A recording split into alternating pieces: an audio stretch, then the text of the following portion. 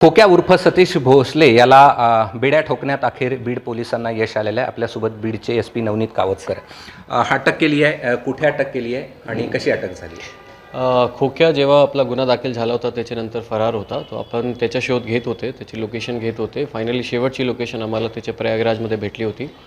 UP पोलीसची coordination करून, Prayagraj पोलीसची coordination करून त्याला आज आम्ही प्रयागराजमधून अटक केलेला आहे। आमची टीम ऑन द वे आहे, त्याला उद्या किंवा परवा आम्ही इथे आणून पुढच्या इन्व्हेस्टिगेशनसाठी आम्ही त्यांना प्रोसिजर होईल। काय प्रक्रिया असते पुढची? तिथे आपला दुसऱ्या राज्यामध्ये त्याला अटक केलं असेल तर आपल्याला ट्रान्झिट रिमांड घ्यावा लागते। ट्रान्झिट रिमांडची परमिशन घेऊन, लोकल कोर्टची परमिशन घेऊन आपण इथे त्यांना आणू शकतो। बरं, दुसरं आहे की आव्हान होतं, माध्यमांना भेटला होता मात्र पोलिसांना मिळत नव्हता, हे आव्हान निश्चित होतं? नाही, हे चुकीचं आहे। हे बेसिकली ह्याच्यामध्ये आमचा तो ऑलरेडी त्याच्यावर फोकस होता, पण हे असं दाखवणं की पोलिसांना भेटत नव्हता तसं काहीच नाही। आमची टीम मागेच होती। पोलीस आणि मीडिया दोन्ही वेगवेगळे डिपार्टमेंट आहे, त्यामध्ये आरोपीच्या दोन्ही डिपार्टमेंटच्या बद्दल वेगवेगळा त्यांचा बिहेवियर राहतो।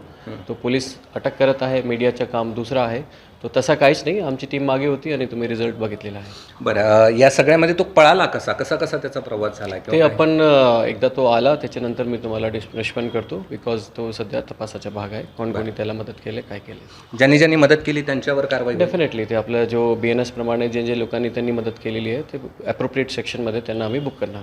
बरं, यामध्ये कधी हजर होऊ शकतो हा?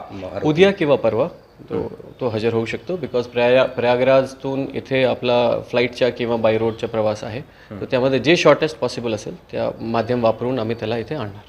धन्यवाद। एक शेवटचा प्रश्न, कुठले गुन्हे त्याच्यावरती दाखल आहेत? आता जे आम्ही दाखल केलेलं आहे रिसेंटली 4-5 दिवस आधी, तो 2 FIR शिरूर कासार पोलीस स्टेशनला आहे, 1 FIR चकलंबा पोलीस स्टेशनला आहे, एक फॉरेस्ट फॉरेस्ट डिपार्टमेंट विभागाने सुद्धा एक FIR केलेला आहे। जे आमच्याकडे 3 गुन्हे दाखल आहेत त्यामध्ये 2 गुन्हे 307चे आहे आणि 1 गुन्हा NDPSचे आहे। ओके, धन्यवाद। हे होते पोलीस अधीक्षक नवनीत कावत आणि त्यांनी जो खोक्या उर्फ सतीश भोसले आहे त्याला कशा पद्धतीनं अटक केली हे सर्व ABP माझाला सविस्तर सांगितलेलं आहे। कॅमेरामन प्रमोद जोशीसह मी कृष्णा केंडे, ABP माझा, बीड।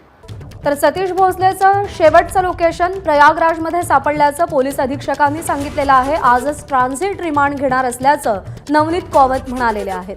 प्रयागराजमधून सतीश भोसले याला अटक करण्यात आलेली आहे। उद्या त्याला बीडमध्ये आणलं जाईल। आज त्याच्या अटकपूर्व जामीन अर्जावरती सुनावणी होणार आहे।